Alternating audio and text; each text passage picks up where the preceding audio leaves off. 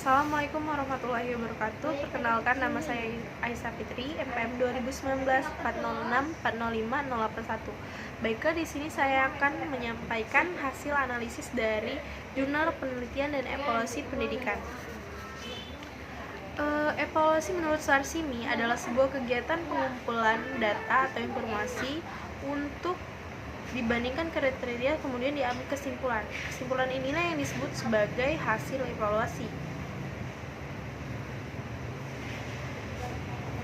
Kurikulum 2013 berkembang untuk memenuhi tuntutan kebutuhan. Kurikulum ini merupakan perbaikan dari pengembangan baik dari kurikulum berbasis kompetensi KBK maupun KTSP atau kurikulum tingkat satuan pendidikan. Kurikulum 2013 menekankan pada pendidikan karakter dan pendidikan berbasis kompetensi.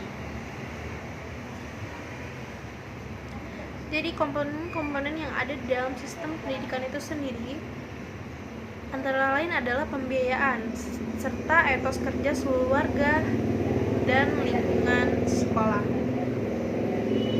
Kurikulum 2013 dirancang dengan karakteristik pertama, mengembangkan keseimbangan antara sikap spiritual dan sosial, pengetahuan dan keterampilan, serta menerapkannya dalam berbagai situasi di sekolah dan masyarakat.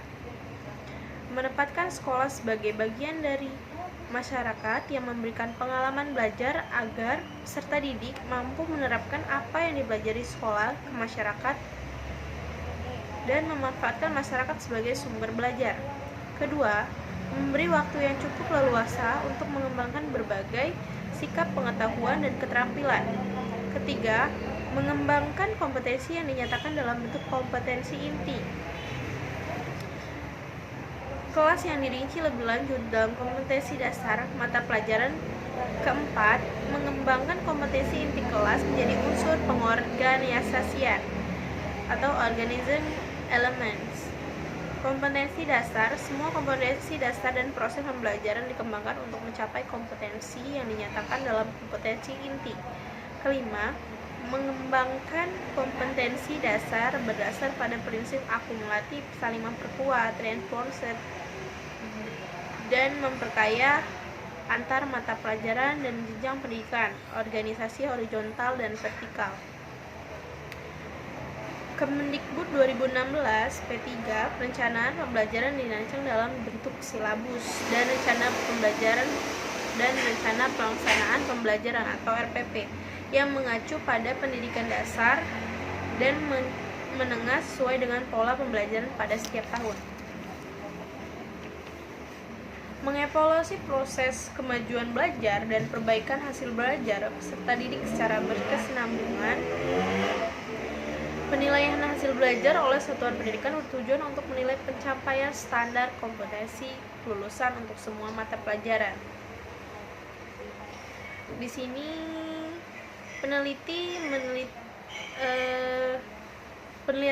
ini dilaksanakan di SMA Negeri 9 Yogyakarta tahun 2016-2017. Penelitian ini merupakan penelitian evaluasi modal evaluasi CIPP dan Supelbin yang difokuskan pada evaluasi proses.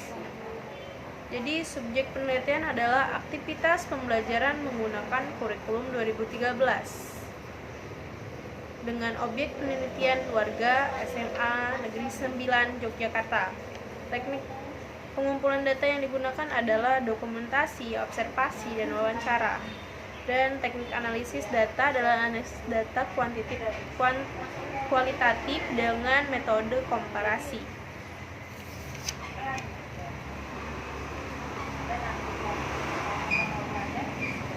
Perencanaan pembelajaran kurikulum 2013 di SMA 9 Yogyakarta berdasarkan Peraturan Menteri Pendidikan dan Kebudayaan Republik Indonesia Nomor 22 Tahun 2016 tentang Standar Proses Pendidikan Dasar dan Menengah, bahwasannya perencanaan pembelajaran dirancang dalam bentuk silabus dan RPP atau Rencana Pelaksanaan Pembelajaran yang mengacu pada standar isi. Penyusunan silabus menurut Peraturan Menteri Pendidikan dan Kebudayaan Nomor 22 Tahun 2016 Tentang standar proses, silabus merupakan acuan penyusunan kerangka pembelajaran untuk setiap bahan kajian mata pelajaran. Komponen dalam silabus ada identitas mata pelajaran, identitas sekolah meliputi nama, satuan pendidikan, dan kelas, kompetensi inti, kompetensi dasar, indikator, pencapaian kompetensi, materi pokok, langkah-langkah, kegiatan pembelajaran, penilaian, alokasi waktu, dan sumber belajar. Berdasarkan studi dokumentasi dan kajian teori, silabus yang disusun para guru SMA Negeri 9 Yogyakarta sudah sesuai dengan komponen yang terdapat dalam pedoman penyusunan silabus. Namun kelengkapan komponen ada yang sudah lengkap dan ada yang belum lengkap. Belum semua guru menuliskan IPK, padahal IPK menurut Permendiknas nomor 41 tahun 2007 adalah perilaku yang dapat diukur, diobservasi untuk menunjukkan ketercapaian kompetensi dasar tertentu yang menjadi acuan penilaian mata pelajaran. Dan yang selanjutnya RPP.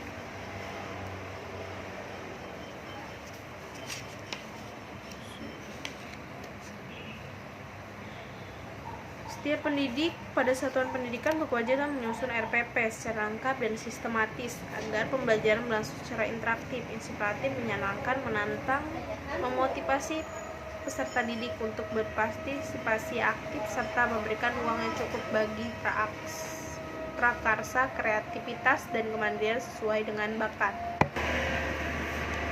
Dalam pelaksanaannya, implementasi kurikulum 2013 mengalami banyak kendala sehingga pemerintah melakukan monitoring dan evaluasi berdasarkan hasil monitoring dan evaluasi oleh Kementerian Pendidikan dan Kebudayaan.